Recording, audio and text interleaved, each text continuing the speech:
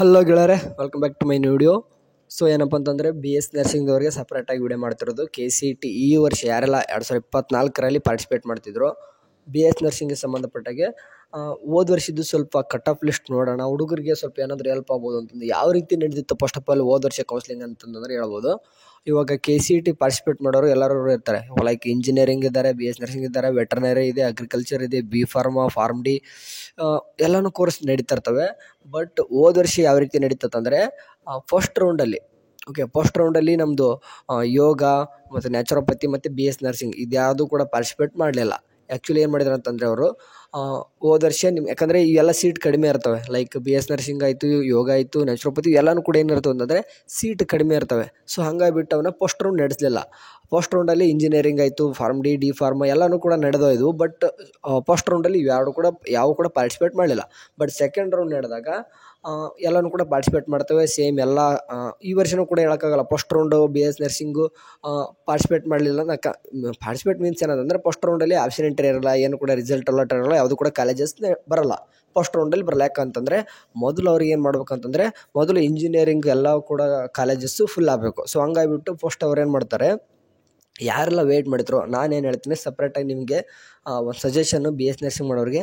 ಯಾರೆಲ್ಲ ವೇಟ್ ಮಾಡ್ತಿರೋ ಚೆನ್ನಾಗಿ ಅಂತಂದರೆ ಒಳ್ಳೆ ಯಾವುದಾದ್ರೂ ಒಂದು ಕಾಲೇಜ್ ಸಿಗುತ್ತೆ ಅಂತಂದು BS ನರ್ಸಿಂಗ್ ಮಾಡಬೇಕು ಅಂತಂದು ಫಿಕ್ಸ್ ನಿಮ್ಮ ತಲೆ ಅಂತಂದರೆ ಫಸ್ಟ್ ರೌಂಡ್ ಈ ವರ್ಷವೂ ಕೂಡ ಪಾರ್ಟಿಸಿಪೇಟ್ ಮಾಡ್ಲಿಕ್ಕೆ ಬಿಡದೆ ಹೋಯ್ತು ಅಂತಂದರೆ ಕಡೆಯಿಂದ ವೇಟ್ ಮಾಡಿರಿ. ಸೆಕೆಂಡ್ ರೌಂಡ್ ನಡೀತಾ ಇರ್ತದೆ.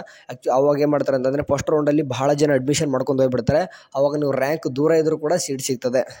ಸರ್, ಇವಾಗ ಹೋದ ವರ್ಷದಲ್ಲಿ ನೋಡ್ಬೋದು ಯಾವ ರೀತಿ ಕಟ್ ಆಫ್ ಮೀನ್ಸ್ ಅಂತಂದರೆ ಕಟ್ ಆಫ್ ಅಂತ ಬಿಟ್ಟಿಲ್ಲ. BS ನರ್ಸಿಂಗ್ದವ್ರಿಗೆ ಹೋದ ವರ್ಷ ಒಂದು ಕಟ್ ಆಫ್ ಅಂತ ಏನೂ ಬಿಟ್ಟಿಲ್ಲ. ಯಾಕಂತಂದರೆ ನಡೆದಿದ್ದೆ 2 ರೌಂಡು. ಓಕೆ, ಅಂದರೆ ಫಸ್ಟ್ ರೌಂಡ್ ಪಾರ್ಟಿಸಿಪೇಟ್ ಮಾಡಿಲ್ಲ. ಬಟ್ ಸೆಕೆಂಡ್ ರೌಂಡಲ್ಲಿ ಬಂತು.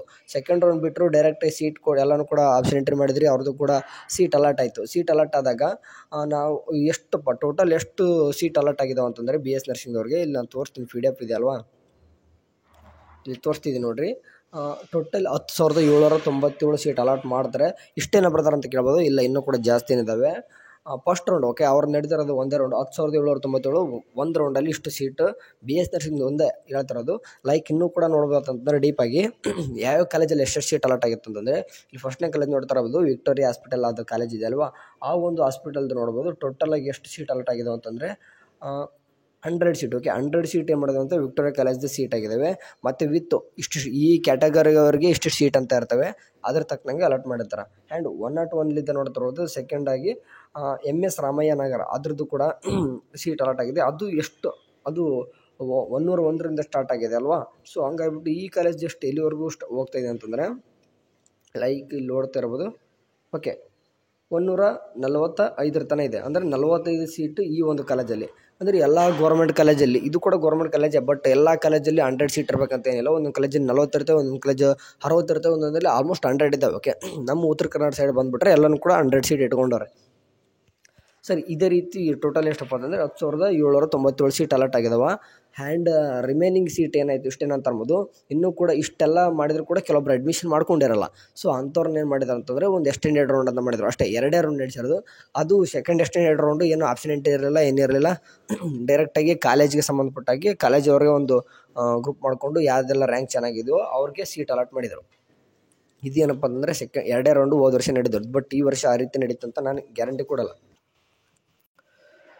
ಇವಾಗೇನು ನಿಮಗೆ ಮೊನ್ನೆ ತನಕ ರಿಸಲ್ಟ್ ಬಂದೈತಲ್ಲ, ಅದ್ರದ್ದು ಏನಾಗುತ್ತೆ ಅಂತಂದರೆ ಒಂದು ಎಲ್ಲನೂ ಕೂಡ ಇವಾಗ ಸದ್ಯಕ್ಕೆ ಮತ್ತೆ ಸೀಟ್ ಮ್ಯಾಟ್ರಿಕ್ಸ್ ಅನ್ನೋದು ಬಿಡ್ತಾರೆ ಸದ್ಯದರಲ್ಲಿ.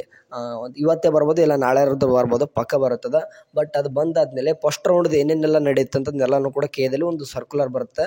ಅದ್ರ ತಕ್ಕನಂಗೆ ನಿಮ್ಮ BS ನರ್ಸಿಂಗ್ದು ಕೂಡ ಏನಾದರೂ ಇದ್ದರೆ ನಾವು ಕೂಡ ಅಪ್ಡೇಟ್ ಮಾಡ್ತೀವಿ. ಇಲ್ಲದೆ ಹೋಯ್ತಂದರೆ ನೀವು ಬೇರೆ ಕೋರ್ಸು ಕೂಡ ಟ್ರೈ ಮಾಡ್ತೀನಿ ಅಂತಂದರೆ ಮಾಡ್ಬೋದು. ಲೈಕ್ ಹೋದ ವರ್ಷದ ಥರನೇ ಮತ್ತೆ ಸೆಕೆಂಡ್ ರೌಂಡಲ್ಲೇ ಪಾರ್ಟಿಸಿಪೇಟ್ ಮಾಡೋಕ್ಕೆ ಬಿಟ್ಟರೆ ವೇಟ್ ಮಾಡಿರಿ. ರ್ಯಾಂಕ್ ದೂರ ಇತ್ತು ಅಂದರೂ ಕೂಡ ನಿಮ್ಗೆ ಸೀಟ್ ಸಿಗ್ತದೆ. ಆ್ಯಕ್ಚುಲಿ ಹೇಳಿದೆ ನಾನು, ಹೋದ ವರ್ಷ 1 ಲಕ್ಷ ಇದ್ದವರು ಕೂಡ ಗೌರ್ಮೆಂಟ್ ಕಾಲೇಜ್ ಸಿಕ್ತು ಅಂತಂದು. 1,20,000 ಇದ್ದರೂ ಕೂಡ SC ಕ್ಯಾಟಗರಿ ಹುಡುಗನಿಗೆ ಸೀಟ್ ಸಿಗಾಯ್ತು ಅಂತಂದರೆ ವೇಟ್ ಮಾಡ್ಬೇಕಷ್ಟೇ. ಯಾಕಂತಂದರೆ ಫಸ್ಟ್ ರೌಂಡಲ್ಲಿ ಏನಾಗ್ಬಿಡ್ತಂದರೆ ಹುಡುಗರಿಗೆ ಯಾವುದಾದ್ರೂ ಒಂದು ಕಾಲೇಜ್ ಅಲಾಟ್ ಆಗಿಬಿಟ್ರೆ, ಯಾಕಂದರೆ ಆಪ್ಷನ್ ಎಂಟ್ರಿ ಮಾಡಿಬಿಡ್ತಾರೆ, ಯಾವುದಾದ್ರೂ ಸಿಕ್ಕಿ ಚೆನ್ನಾಗಿದ್ರೆ ಹೋಗೋಣ ಅಂತಂದು. ಅಕಸ್ಮಾತ್ ಯಾವುದೋ ಒಂದು ಕಾಲೇಜ್ ಸಿಕ್ಕು ಮತ್ತು ಸೆಕೆಂಡ್ ರೌಂಡ್ ಸಿಗದೆ ಹೋದರೆ ಏನು ಮಾಡೋಕು ಅಂತಂದು ಭಯಪಡೋದು ಏನು ಮಾಡ್ತಾರೆ, ಅಡ್ಮಿಷನ್ ಮಾಡ್ಕೊಂಡ್ಬಿಡ್ತಾರೆ. ಬಟ್ ನೀವು ಅಷ್ಟೊಂದು ಹೊರಿ ಮಾಡ್ಕೊಬೇಡ್ರಿ, ಎಲ್ಲರೂ ಕೂಡ ಕಾಲೇಜ್ ಸಿಗ್ತದೆ. BS ನರ್ಸಿಂಗೇ ಮಾಡ್ಬೇಕಂತಂದರೆ ನೀವು ನಾನು ಹೇಳ್ತೀನಿ, ನಿಮಗೆ ರ್ಯಾಂಕ್ ಎಷ್ಟೇ ದೂರ ಇರಲಿ ಗೌರ್ಮೆಂಟ್ ಕಾಲೇಜೇ ಸಿಗ್ತಂತ ಹೇಳಲ್ಲ, ಆ್ಯಕ್ಚುಲಿ ಹೇಳಿದ್ನಲ್ಲ ನಿಮಗೆ 3000 ಸೀಟು ಗೌರ್ಮೆಂಟ್ ಕಾಲೇಜ್ ಅಷ್ಟೇ ಇರೋದು. ಬಟ್ ಪ್ರೈವೇಟ್ ಕಾಲೇಜಲ್ಲಿ ಸೀಟ್ ಇದ್ದೇ ಇರ್ತವೆ. ಹಂಗಾಗಿಬಿಟ್ಟು ಪ್ರೈವೇಟ್ ಕಾಲೇಜು ಕೂಡ ಸಿಗ್ತವೆ, ರ್ಯಾಂಕ್ ದೂರ ಇದ್ದರೂ ಕೂಡ ಸಿಗ್ತವೆ. ವೇಟ್ ಮಾಡ್ಬೇಕಷ್ಟೇ. ಈಗ ಅವಸರದಲ್ಲಿ ಯಾರೆಲ್ಲ ಮಾಡ್ಕೊಂಡು ಹೋಗಿಬಿಡ್ತಾರೆ, ಮುಂದೆ ಅವರೇ 4 ವರ್ಷನೂ ಕೂಡ ಸಫರ್ ಮಾಡೋದಷ್ಟೇ. ಸರಿ, ಏನಾದರೂ ಇದ್ರ ತಕ್ಕನಂಗೆ ಅಪ್ಡೇಟ್ ಬಂದರೆ ನಮ್ಮ ಒಂದು BS ನರ್ಸಿಂಗ್ ಆಸ್ಪಿರೆಂಟ್ ಗ್ರೂಪ್ ಅಂತ ಏನೈತೆ ವಾಟ್ಸಪ್ ಗ್ರೂಪ್ಗೆ ಅಂತ ಜಾಯ್ನ್ ಆಗಿರಿ. ಏನಾದರೂ ಅಪ್ಡೇಟ್ ಬಂದರೆ ತಿಳಿಸ್ತೀನಿ. ಚಾನಲ್ ನೋಡ್ತಾರೆ ಆ್ಯಂಡ್ ಆವಾಗ KA ವೆಬ್ಸೈಟನ್ನು ನೋಡ್ತಾರೆ.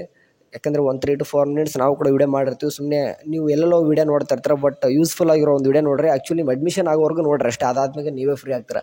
ಸರಿ, ಏನಾದರೂ ಮುಂದೆ ತಿಳಿಸೋಣ. ಅಲ್ಲಿವರೆಗೂ ಚಾನಲ್ ನೋಡ್ತಾರೆ. ಟೇಕ್ ಕೇರ್, ಬಾಯ್.